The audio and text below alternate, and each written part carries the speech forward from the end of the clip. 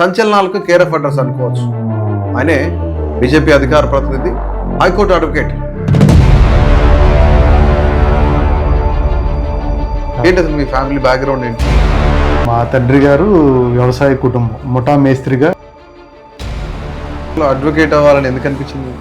Lawyer అవ్వడానికి main reason కేసులు బాగానే వస్తూ ఉంటే వాదిస్తూ ఉంటారు, బట్ సడన్ గా పాలిటిక్స్ ఏంటి అసలు? నా క్లయింట్స్కి అపోనెంట్గా ఉన్నటువంటి వ్యక్తులు రాజకీయ రికమెండేషన్.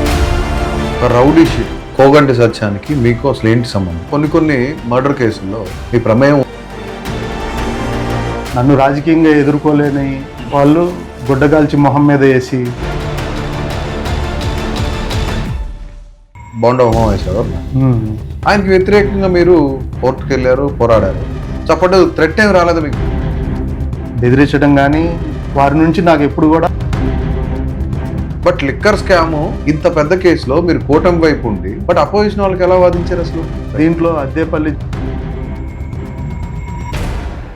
సాయి కృష్ణ కేసులో పోలీస్ స్టేషన్లో సెంట్రీ దగ్గర నుంచి సిఐ వరకు ఖచ్చితంగా వీళ్ళకి మరణం.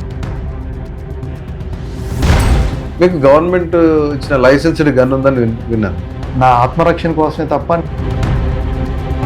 రెండిట్లో ఒకటే ఎంచుకోండి. వకీల్ సాబ్ ఎంచుకుంటారా, ఇటు రాజకీయ నాయకుడు ఎంచుకుంటారా? రెండు కూడా నాలో నరనరాన జీర్ణించుకుపోయాను.